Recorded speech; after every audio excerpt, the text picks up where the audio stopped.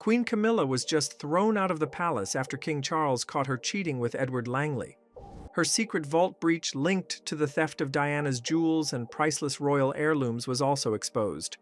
Now exiled to Highgrove House, her family faces total legal and financial ruin. So what actually happened on June 25, 2025 was King Charles doing what kings do best, sipping his morning Earl Grey in Buckingham Palace, probably thinking the most dramatic thing on his schedule is some boring parliament paperwork. But nope, he gets this anonymous dossier dropped on his desk, and this isn't some random "your car warranty is expiring" junk mail. This is a high-definition palace-grade scandal. Inside? Surveillance images from May 11th to 13th, 2025. And who's in them? None other than Queen Camilla, all cozy in a Windsor area suite with Edward Langley. Yes, Edward Langley, the former royal staffer she's been acquainted with since 1999. We're talking decades here. Now, when I say cozy, I don't mean they're sitting 3 chairs apart politely sipping tea. We're talking arms linked, glasses of wine, and those unmistakable late-night silhouettes behind window panes that make you go, "Oh, so this is what a wellness retreat looks like?" Because that's the excuse she gave Charles. She told him she was going solo, off to rejuvenate her soul. Apparently, her soul needed company, and not the king's. Of course, Charles isn't going to take some grainy, Bigfoot-style pictures at face value. That's where palace intelligence comes in. Yes, they have their own intelligence unit. They confirm Langley's ID through scans, check his private transport logs, and match his entry-exit timings from the Windsor grounds. Everything lines up perfectly. This isn't gossip. It's a certified betrayal, signed, sealed, and delivered. And just when Charles is processing that his wife might be doing romantic team-building exercises with an old friend, security audits pull up something else. Turns out, back in April 2025, Camilla's movements linked directly to suspicious vault access. So now it's not just about sneaking around, it's about possibly messing with the monarchy's crown jewels, literally. Charles suddenly has to face that this isn't just a personal betrayal, it might be a professional one too.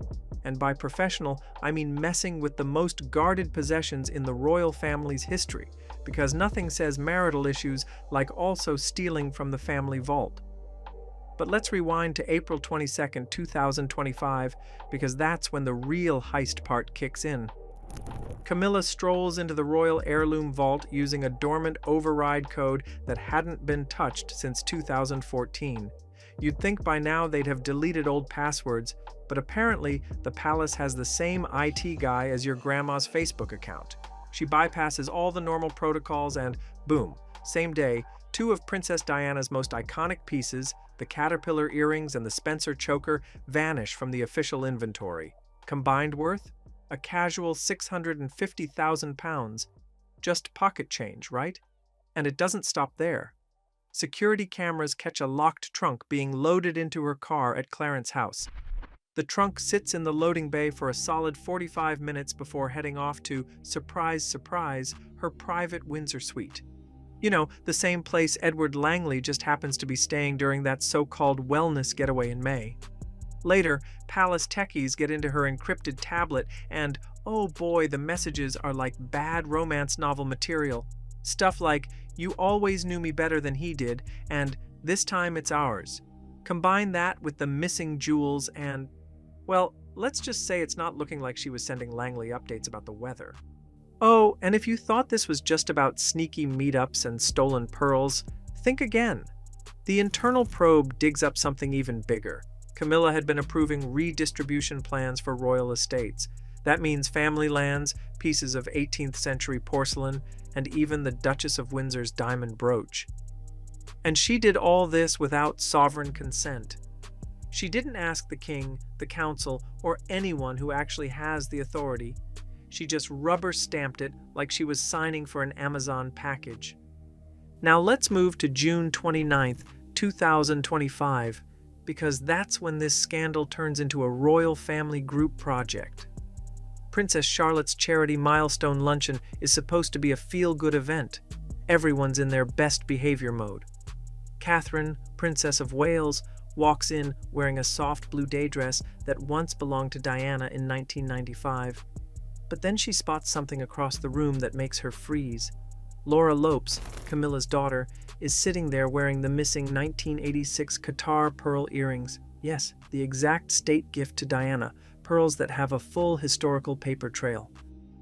Catherine doesn't just blow up right there, she plays it cool. She calls over the palace gemologist, who just so happens to be on standby because of ongoing security concerns. Within minutes, it's confirmed. These are the real deal. They were meant to be passed on to Charlotte for her 18th birthday in 2043, but apparently they took a detour to Camilla's daughter's jewelry box. When William hears about it later, he doesn't mince words. That's not inheritance, that's infiltration.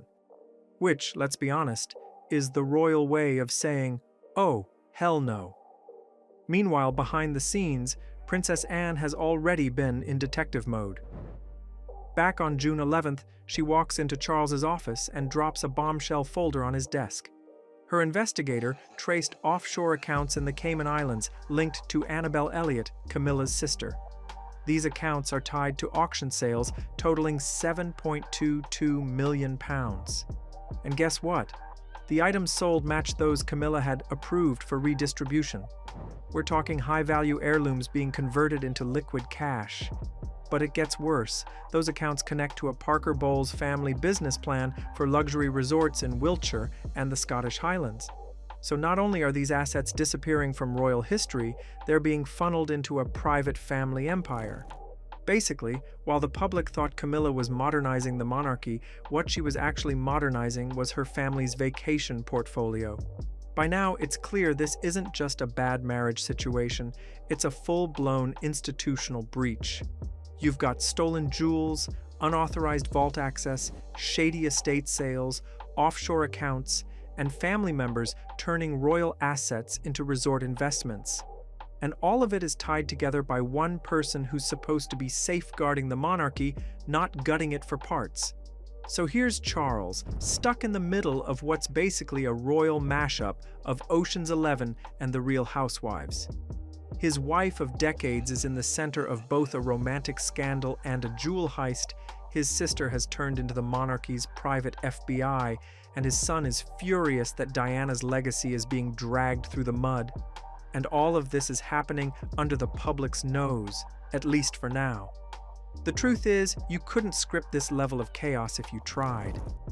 You've got precise dates, you've got six-figure jewels going missing, you've got 2014 vault codes being dusted off like old mixtapes, and you've got private Windsor retreats doubling as romantic hideaways.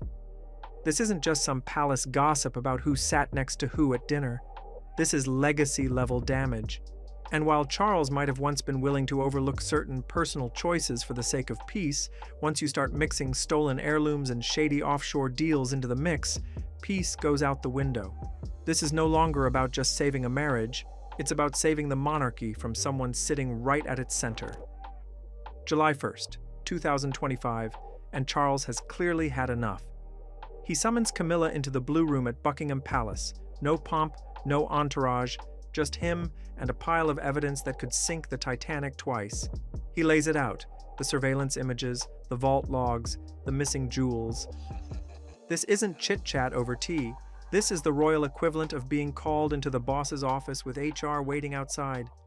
Camilla tries to spin it, some vague story about old friends and stress relief, but those time-stamped logs and vault codes make her excuses collapse faster than a bad soufflé.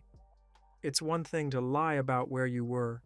It's another when the palace IT system is ready to play your alibi in reverse, complete with CCTV close-ups.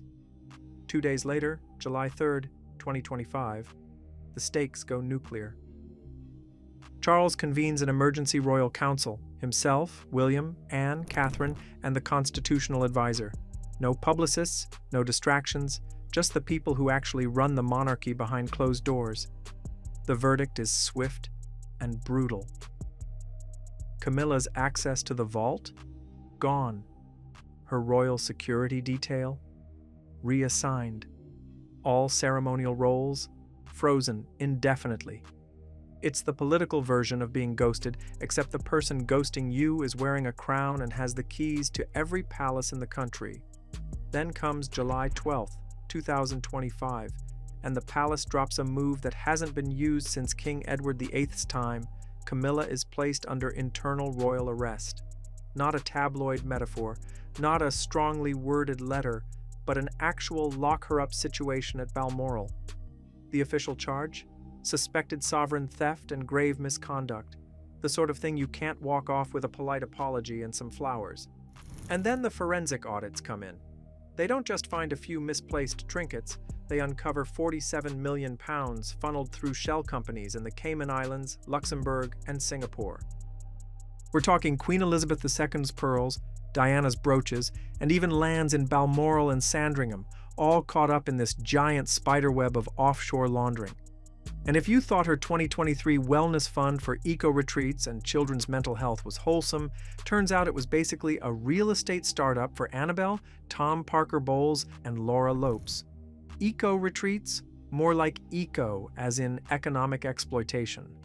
By July 6th, 2025, The Times breaks the whole affair and jewel theft story, and the internet immediately goes feral.